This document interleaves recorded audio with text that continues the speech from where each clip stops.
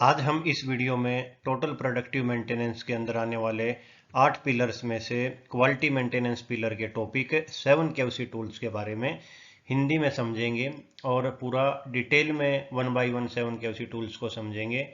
इन्हें हमें 7 केओसी टूल्स को कैसे बनाना चाहिए, कैसे यूज करना चाहिए, उसके अंदर कौन कौन से स्टेप्स होते हैं, उनको एग्जाम्पल के साथ समझेंगे। ये 7 केओसी टूल्स की पार्ट 2 वीडियो है जिसे हम पूरी डिटेल में जाके अच्छे से समझेंगे। पार्ट 1 वीडियो में मैंने 7 केओसी टूल्स के एक बेसिक इंट्रोडक्शन आपको दी थी, जिसका वीडियो का लिंक इस वीडियो के डिस्क्रिप्शन में दिया हुआ है। नमस्कार दोस्तों, मैं शक्ति मलिक हूं। मैं एक टीपीएम सर्टिफाइड कोऑर्डिनेटर हूं। मैंने Japanese MNCs, JIPM TPM certified companies और कॉरपोरेट लेवल पर बिजनेस एक्सीलेंस डिपार्टमेंट में काम किया हुआ है। एजुकेशन बैकग्राउंड में मैंने बीटेक, एमबीए और एमटेक की हुई है। 7 केओसी टूल्स ये 7 प्रकार के होते हैं। इन सातों को अभी हम एक एक करके पूरी डिटेल में अच्छे से समझेंगे। सबसे पहला है चेक शीट। अगर हम साधारण भाषा में कहा जाए तो चेक शीट दैनिक डाटा का किसी भी तरह का हमें रिकॉर्ड चाहिए हो, उसको रखने के लिए प्रयोग किया जाता है। चेक शीट हमारी कुछ इस तरह से दिखती है। चेक शीट के बेसिकली 5 तरह के टाइप्स होते हैं। किसी भी प्रोसेस का परफॉर्मेंस मेजर करने के लिए, कोई डिफेक्ट आइटम की जानकारी के लिए, डिफेक्ट लोकेशन, टास्क कंफर्मेशन, कोई ट्रेसिबिलिटी से रिलेटेड कंफर्मेशन लेना हो, डिफेक्ट कोज, इन चीज़ों के लिए हम काफ़ी तरह की चेक शीट्स को यूज करते हैं। अब चेक शीटें बनाने में हमें कौन कौन से स्टेप्स फॉलो करने चाहिए। बेसिकली चेक शीट कोई भी बनाने के लिए 5 स्टेप्स होते हैं। ये होते हैं, इनमें जो ये सबसे पहला स्टेप है, establish what information is needed. हमें चेक शीट से क्या इंफॉर्मेशन चाहिए है, हमें रिकॉर्ड फॉर्म, डाटा फॉर्म में किस में चाहिए, वो हमें पहले ही डिसाइड कर लेना चाहिए। दूसरे स्टेप में डिटरमाइन 5W2H। चेक शीट हमें क्यों बनानी है, उससे हमें क्या इंफॉर्मेशन चाहिए, हमारा वो चेक शीट का डाटा कहाँ से हमें लेना है, प्लांट लेवल पर, मशीन लेवल पर, या किसी पार्टिकुलर प्लेस के लिए लेना है, कौन डाटा लेगा, ऑपरेटर लेगा, सुपरवाइजर लेगा, मैनेजर लेगा, कब लेगा, हर घंटे लेगा या किसी रिसिप्ट के टाइम पे लेगा या शिफ्ट में लेगा, डाटा को हमें कैसे मेजर करना है, किसी इंस्ट्रूमेंट से या स्टॉप वॉच की सहायता से कितना डाटा हमें लेना है, इन सारी चीज़ों का हमें पहले ही डिसाइड स्टेप 2 में कर लेना चाहिए। स्टेप 3 में हमें construction of the check sheet, इसके 3 भाग होते हैं। सबसे पहला हमें क्लियरली चेक शीट का टाइटल डिसाइड कर देना चाहिए। दूसरा सोर्स इंफॉर्मेशन, प्रोजेक्ट का उसका थीम, कोई नाम क्या है, location of the data collection, कहाँ हम उसे रखेंगे, डेट एंड टाइम क्या थी, किस बंदे ने डाटा को रिकॉर्ड किया है। तीसरे भाग में कंटेंट इंफॉर्मेशन, जितने भी हमें रिक्वायरमेंट होती है रो कॉलम्स को ऐड करके हमें एडिक्वेट पूरा डाटा हमें रिकॉर्ड करना चाहिए। चौथे स्टेप में testing of the check sheet. एक चेक शीट बनने के बाद उसका हमें एक ट्रायल रन करना है और उसे लगभग 2-3 ऑपरेटर वर्कर्स से हमें भरवा के देखना है कि हमें कोई दिक्कत तो नहीं आ रही है, रोज कॉलम जितने भी हैं सारे रेलिवेंट हैं, इजी टू यूज है। अगर कोई भी हमें दिक्कत लगे तो उस हम चेक शीट को मॉडिफाई कर लेते हैं। उसके बाद हमें 5वें स्टेप में final approval for using this check sheet, हमें कंसर्न्ड जो भी बंदा उन चेक शीट्स को भरेगा उन्हें हमें ट्रेनिंग देनी है, उन्हें बताना है कि हमें ये चेक शीट क्यों बनाई है, क्यों डाटा कलेक्ट कर रहे हैं। उसके बाद उसको हमें चेक शीट को कंट्रोल करके और उसको डॉक्यूमेंट कर देते हैं कि उसमें कोई अल्टरेशन चेंज ना हो पाए। चेक शीट का ये बेसिकली 2 तरह के एग्जाम्पल्स हैं, सुविधा के अनुसार हम कोई भी एग्जाम्पल यूज कर सकते हैं। 7 केओसी टूल्स में दूसरा टूल होता है फिशबोन डायग्राम, जिसको हम कोज एंड इफेक्ट एनालिसिस भी बोलते हैं। ये कुछ इस तरह से दिखता है। इसमें यहाँ पर हम एक किसी भी प्रॉब्लम से हमें क्या इफेक्ट हो रहा है यहाँ पर डाल देते हैं और उससे रिलेटेड कौन कौन से कोजेज उस इफेक्ट में कंट्रीब्यूट कर रहे हैं सारे यहाँ पर डाल देते हैं, इसलिए इसको कोज एंड इफेक्ट एनालिसिस भी बोलते हैं। Cause and effect analysis fishbone diagram को बनाने के लिए ये 4 स्टेप्स का हमें यूज करना होता है, जिन्हें हम आगे डिटेल में समझते हैं। स्टेप 1, स्टेट दी अनडिजायरेबल इफेक्ट और प्रॉब्लम।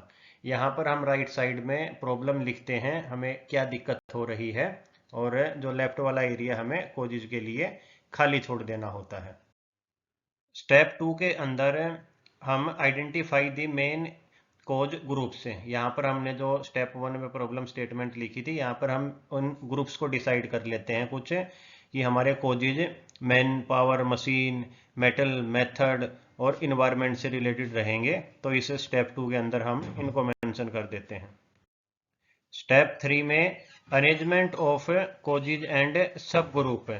इसके बाद हम जो ये कोजेज होते हैं, जैसे मैन पावर से रिलेटेड हमारी कौन कौन से जो कोजेज हैं जो इस प्रॉब्लम को कंट्रीब्यूट कर रहे हैं, यहाँ पर लिख देते हैं। जैसे हमारा इफेक्ट था पुअर गैस माइलेज, उसको जैसे हमारा मैन पावर में पुअर मेंटेनेंस की वजह से, poor driving habit, no awareness, इन चीज़ों के कारण ये हमारी पुअर गैस माइलेज हो सकती है। तो इस तरह से हम इन सारी कैटेगरीज के अंदर जितने भी पॉसिबल कोजेज हैं सभी को हम यहाँ पर डाल देते हैं। इसके बाद फोर्थ स्टेप में आइडेंटिफाई पोटेंशियल रूट कोज। जितने भी ये हमारे कोजेज थे, फिर 1 बाय 1 हम हर एक कोज को वैलिडेट करते हैं कि क्या इसी कारण के कारण हमारा ये इफेक्ट हुआ है या नहीं हुआ है। तो इस एग्जांपल में हमारा poor maintenance potential root cause निकला। फिर उसके बाद हम इस रूट कोज के ऊपर एक्शन लेके और इस प्रॉब्लम को हम फिर ठीक कर लेते हैं। 7 केवसी टूल्स में तीसरा टूल होता है हिस्टोग्राम। किसी प्रोसेस में कोई डाटा कितनी बार आ रहा है और डाटा के फैलाव और विभिन्नता को समझने के लिए यूजुअली हम हिस्टोग्राम यूज करते हैं। मतलब किसी भी प्रोसेस का हमने डाटा लिया, 100 रीडिंग, 150 रीडिंग, अब उनको हम डाटा की फॉर्म में देखते हैं तो कुछ समझ नहीं आएगा, लेकिन उसको हम इस तरह से ग्राफिकल फॉर्म में बनाने से हमें उनके बारे में अच्छे से जानकारी हो जाती है। बेसिकली इसके पीछे कंसेप्ट ये रहता है कि कोई भी डाटा, कोई भी प्रोसेस होता है, उसमें वेरिएशन जरूर होता है, और वेरिएशन के अलग अलग तरह के पैटर्न होते हैं, और उन पैटर्न को अगर हम ग्राफिकल फॉर्म में बनाते हैं हिस्टोग्राम में, तो उन्हें समझने में हमें आसानी रहती है। किसी भी हिस्टोग्राम को बनाने के लिए इन 7 स्टेप्स की जरूरत पड़ती है, जिन्हें हम आगे अब समझते हैं। स्टेप 1 होता है डाटा कलेक्शन। किसी भी प्रोसेस को समझने के लिए लगभग 100 से 150 रीडिंग्स लें और इस तरह से डाटा को कलेक्ट कर लें। फिर स्टेप नंबर 2 में कंप्यूट दी रेंज।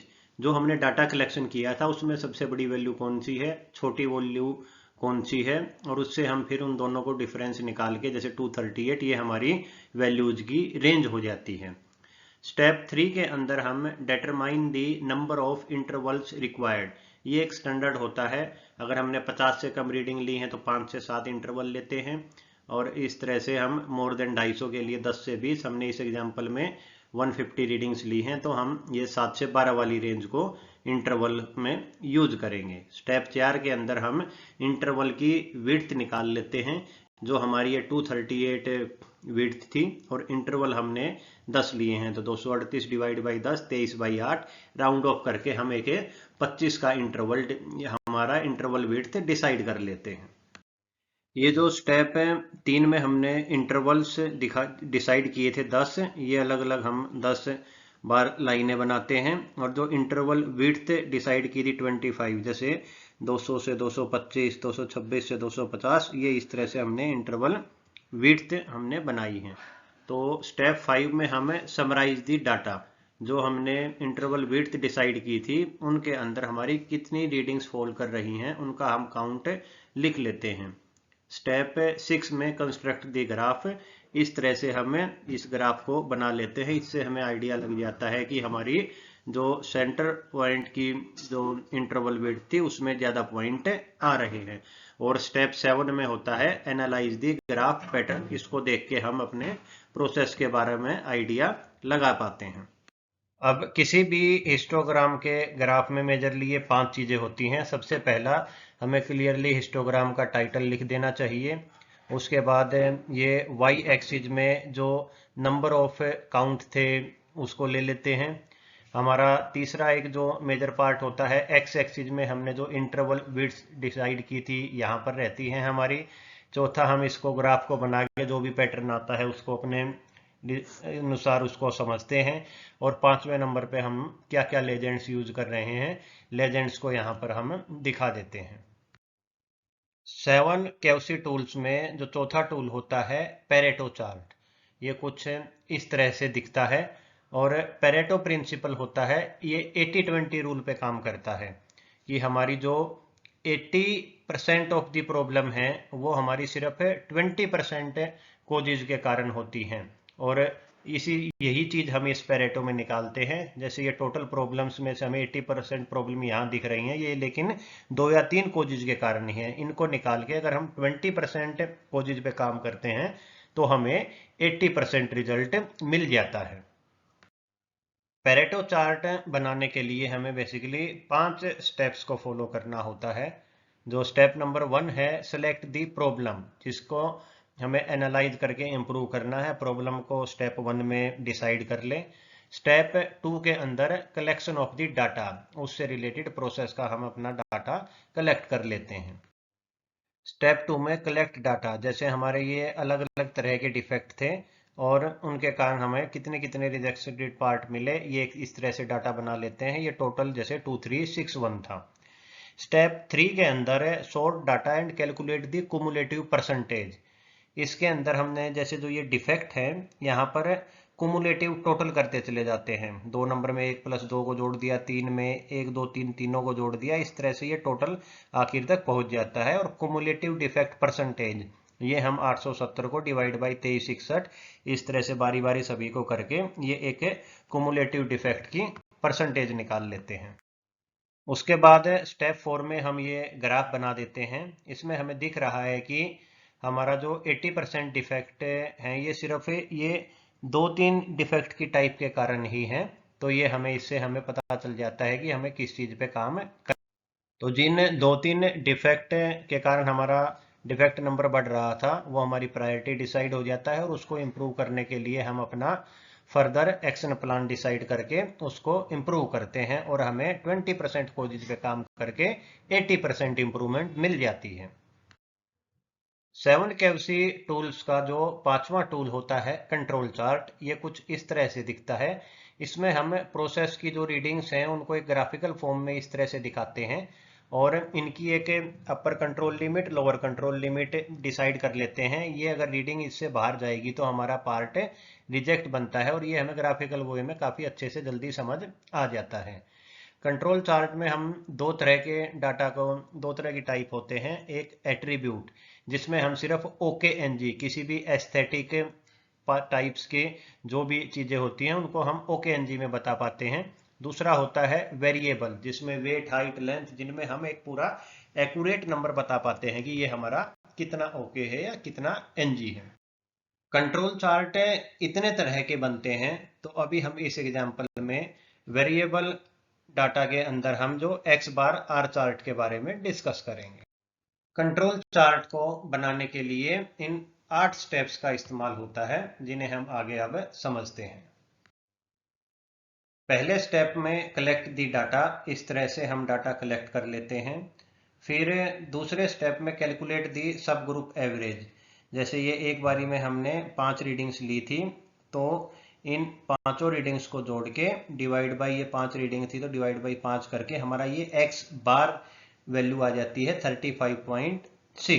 उसके बाद स्टेप 3 में हम ओवरऑल एवरेज X डबल बार निकालते हैं, जो ये अलग अलग इनकी X बार की जो रीडिंग्स आती हैं, फिर इन सभी को जोड़ के डिवाइड बाई 5 कर दिया तो ये 33 रीडिंग्स हमारी X डबल बार की आ जाती है। चौथे स्टेप में कैलकुलेट दी सब ग्रुप रेंज, जैसे ये पहला ग्रुप था, इसमें मैक्सिमम वैल्यू और मिनिमम वैल्यू इनका डिफरेंस करके ये 27 हमारी सब ग्रुप की रेंज आ जाती है। और स्टेप 5 में calculate the average range R बार, जो ये जितनी भी ये इनकी 5 सब ग्रुप की रेंज है इनको टोटल करके डिवाइड बाई 5 करके ये 28.8 हमारी R बार की वैल्यू आ जाती है। स्टेप 6 में calculate the control limits, X bar R graph बनाने के लिए हमारा जो सेंट्रल लाइन रहती है वो हम एक्स डबल बार को लेते हैं। यूसीएल की लिमिट का ये फार्मूला होता है x double bar plus a two r bar. X double bar और आर बार हमने पहले निकाल लिया है और ये ए टू एक कांस्टेंट वैल्यू होती है, ये एक स्टैंडर्ड टेबल है, इसमें से हम लेके निकाल लेते हैं। इसी तरह से आर बार चार्ट के लिए सेंट्रल लाइन हमारी आर बार रहेगी और यूसीएल एलसीएल के लिए हमारा ये फार्मूला रहता है। इस तरह से हम ये वैल्यूज को, कंट्रोल लिमिट्स को डिसाइड कर लेते हैं। स्टेप 7 में प्लॉट दी ग्राफ। तो इस तरह से हम एक्स बार का ये ग्राफ बना देते हैं और आर बार का ग्राफ बना देते हैं और इनके भी, इन ग्राफ्स का जो पैटर्न होता है इनके भी अलग अलग तरह से समझने के रूल होते हैं, जिससे हमें पता चलता है कि हमारा प्रोसेस कंट्रोल में है या नहीं। वो आगे हम फिर एसपीसी और उसमें हम जाके डिटेल में एनालिसिस करते हैं। 7 केवसी टूल्स का छठा टूल होता है स्कैटर डायग्राम। ये कुछ इस तरह से दिखता है। इसमें हम किसी भी दो चीजों के बीच का रिलेशन निकालते हैं, जैसे वेट एंड हाइट को ले लेंगे, हार्डनेस, कार्बन कंटेंट ले लेंगे। एक को हम एक्स एक्सिस पे ले लेते हैं, दूसरे को वाई एक्सिस, और फिर जब हम उनकी रीडिंग्स लेते हैं तो उनके आपस में क्या रिलेशन है उसके बारे में हमें स्कैटर डायग्राम से पता चलता है। स्कैटर डायग्राम को बनाने के लिए 4 स्टेप्स का यूज होता है। पहले स्टेप में हम एक डाटा कलेक्शन कर लेते हैं उन दोनों वेरिएबल्स का। उसके बाद choose independent and dependent variable, उनमें से हम एक को एक्स एक्सिस दूसरे को वाई एक्सिस में चूज कर लेते हैं। उसके बाद हम इस तरह से ये ग्राफ बना देते हैं और उसके बाद इनके आपस के रिलेशंस को देख के हम इंटरप्रेट करते हैं कि इन दोनों का पॉजिटिव रिलेशन है, नेगेटिव है या क्या इफेक्ट है। 7 केवसी टूल्स का 7वां और आखिरी टूल होता है स्ट्रेटिफिकेशन। इसको हम फ्लो चार्ट भी बोलते हैं। इसमें हम सिंबल्स की सहायता से किसी भी प्रोसेस के फ्लो को और डिसीजन मेकिंग के लिए यूज करते हैं। इसमें ये सिंबल्स यूज होते हैं, जैसे स्टार्ट और एंड के लिए इस तरह का ये हमारा ओवल शेप का बॉक्स रहता है। किसी भी डॉक्यूमेंट को दिखाने के लिए ये डिसीजन, यस नो का डिसीजन कुछ लेना है तो ये सिंबल यूज करते हैं। इनपुट के लिए हमारा ये हमारा सिंबल रहेगा। प्रोसेस के लिए सिंपल रेक्टेंगल यूज कर लेते हैं। आउटपुट वही सेम, और एंड। इस तरह से ये स्टैंडर्ड सिंबल्स का हमें इस्तेमाल करना होता है। फ्लो चार्ट के जो कुछ एग्जांपल्स, जैसे ये मैक्रो फ्लो चार्ट है। मैक्रो में हमारा सिंपल स्टार्ट और ये 2-3 जो हम चीजें करके एंड में कंक्लूड कर देते हैं। दूसरा है हमारा मिनी फ्लो चार्ट। इसमें हम सब कैटेगरीज के अंदर भी जाके यस नो और पूरा डिटेल में इसको बनाने की कोशिश हम करते हैं। तीसरी जो फ्लो चार्ट की टाइप होती है मैट्रिक्स फ्लो चार्ट। ये बिल्कुल डिटेल में हम यहाँ पे स्टेप्स लिखते चले जाते हैं, ये सब स्टेप्स, और उसमें जो जो जहाँ पे फॉल करता है इस तरह से एरो लिंकेज के साथ हमें इसको फ्लो चार्ट का एक ये डिटेल्ड हमारा वर्जन है। सवाल जवाब स्तर। जो ये 7 केवसी टूल्स हैं इनको अपने कार्य क्षेत्र पर इस्तेमाल करना शुरू करें, और उसके बाद भी आपको कोई डाउट होता है तो आप इस वीडियो के कमेंट में डालकर मेरे से पूछ सकते हैं। कंटिन्यूअस इंप्रूवमेंट और टीपीएम से रिलेटेड और वीडियोज को देखने के लिए मेरे चैनल को लाइक शेयर सब्सक्राइब जरूर करें।